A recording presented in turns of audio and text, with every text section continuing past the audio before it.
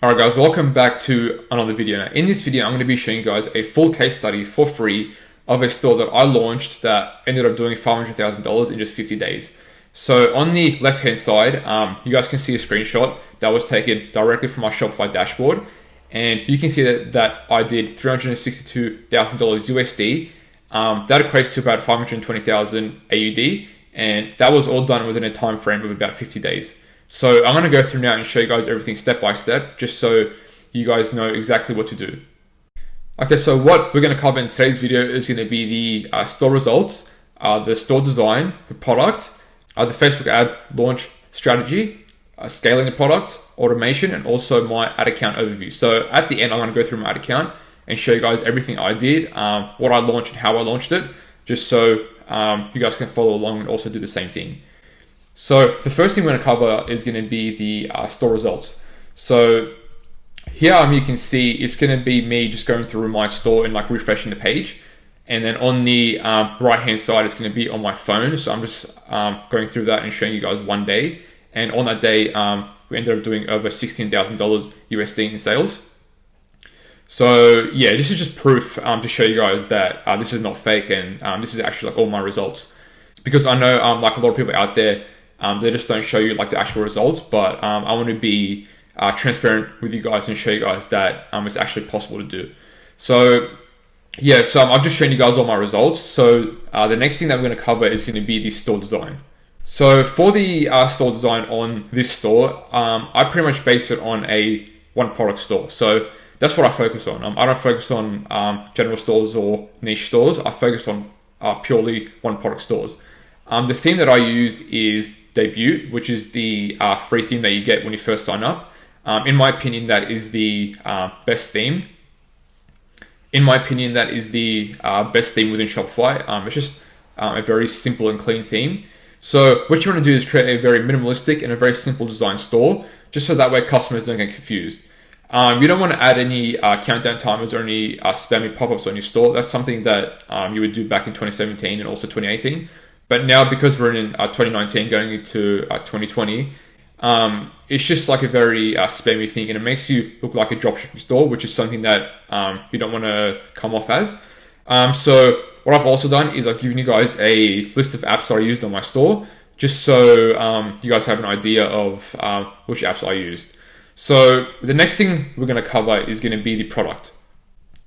So now for the product I chose, it was a product that solves a very common problem. The product was also not easily found in stores, and the product had a wow factor to it. And I made sure that I put that wow factor inside the video ad, just so customers get intrigued by the product and actually click on the ad. This product was also trending up on Google Trends, which is a good sign as well. And at that time, there was only one main store selling the product, but the engagements on their video ad were insane. So every like 1 or 2 minutes, they were getting a comment on the video, tagging a friend or saying they purchased. And to me, that was just a good sign of a product that I should test. Also on AliExpress, there was approximately 2,000 orders for the product at that time. Now there's more, but yeah, at the time there was 2,000 orders, which to me meant that the product wasn't too saturated. So that was pretty much the product that I chose. Now the next thing that I'm going to cover is going to be the Facebook ads launch strategy. So for my Facebook ad strategy, what I pretty much do is I focus on engagement campaign first, and then from there I just go to a conversion campaign. So the point of the engagement campaign is just to get social proof on your video, because you don't want to run an ad to customers that has no social proof or 0 reviews and no likes or comments. So you just want to make sure that before running a purchase campaign, that there's some likes and comments on the video.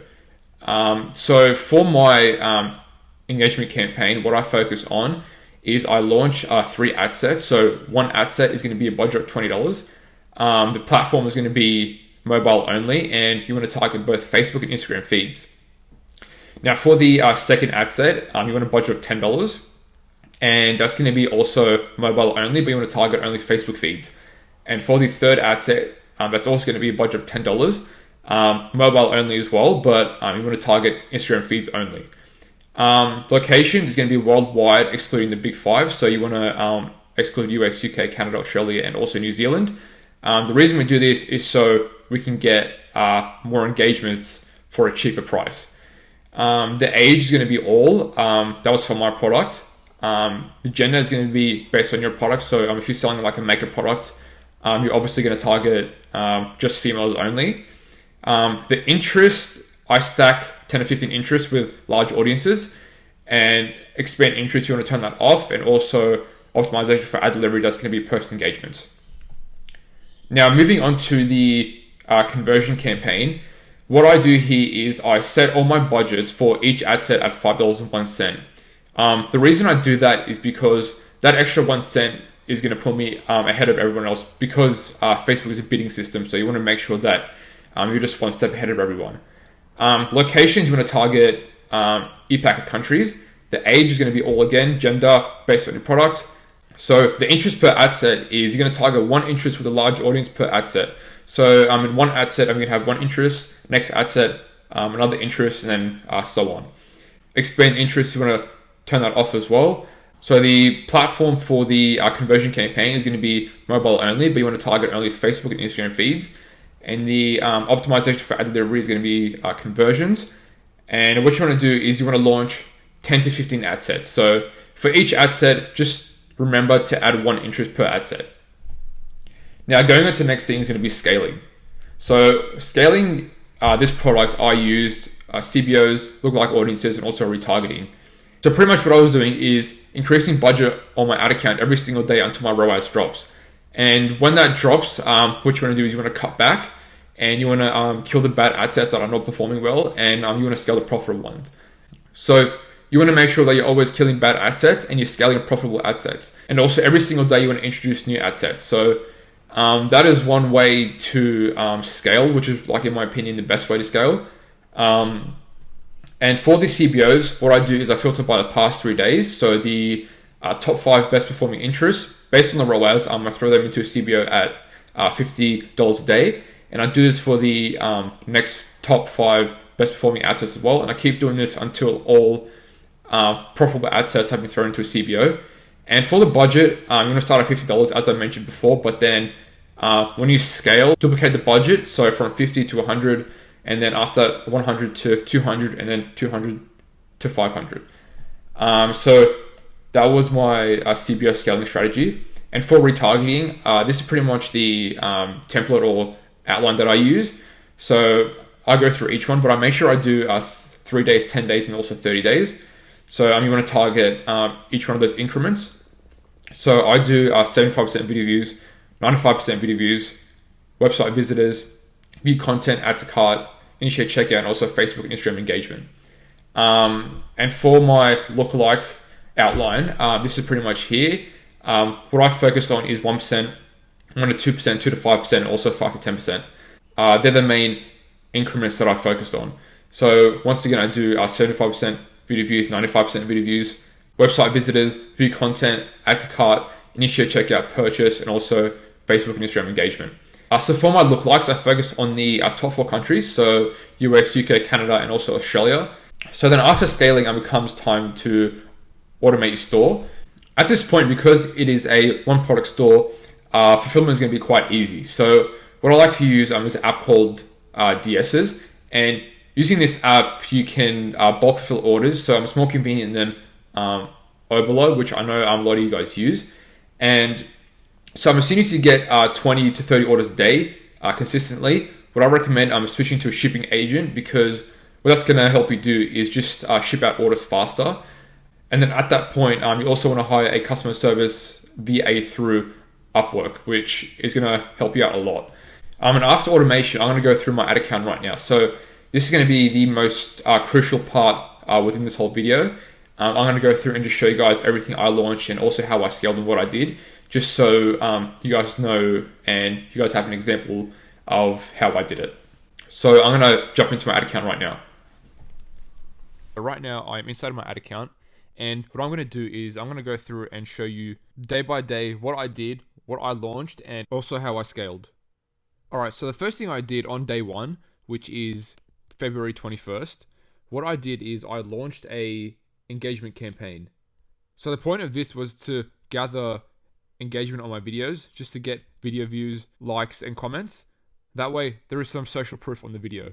So, as you can see here, the engagement campaign had 13 add to carts and 8 checkouts initiated, no purchases. Now, that's to be expected. With a engagement campaign, you're not expected to see any purchases.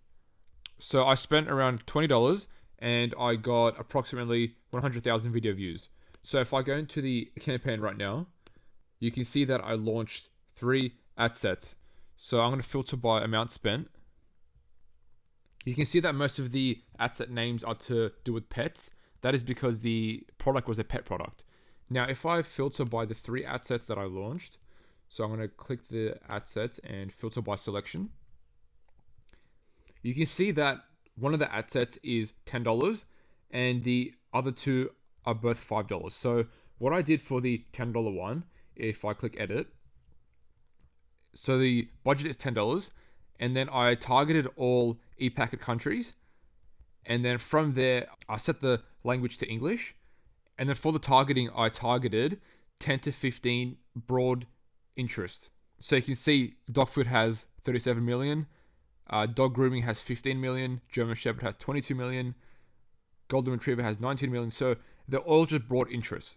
And then if I scroll down, the placements, I did just Facebook and Instagram feeds only on mobile. So what I did is I removed desktop and just kept mobile.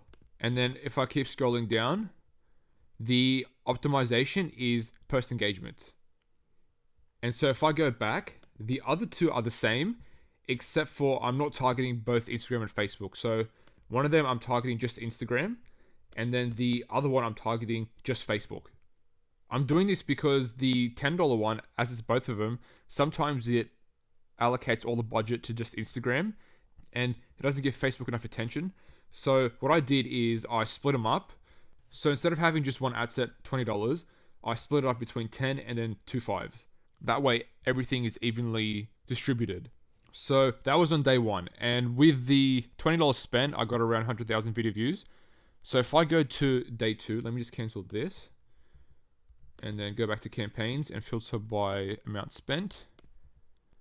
If I go on to day 2, which is February 22nd, and then click update, you can see that I launched a conversion campaign. So this campaign on the first day, it got 12 add to carts, 11 checkouts initiated, and 6 purchases. So it had a return on ad spend of 3.23, which is very, very profitable. And I only spent around $54 to make back 174. So if I go into the campaign, I'll select the campaign and then go into ad sets. And then if I filter by amount spent, I launched about 10 ad sets on this day. Let me just confirm with you guys.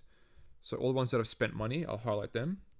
Yeah, so I launched 10 ad sets and each one was a different interest. So this one was BarkBox, this one was German Shepherd, this one was Labrador, this one was Petco, and so on.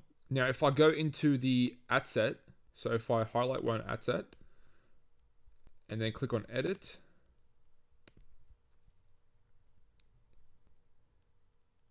as soon as this loads up, so the conversion event was purchase.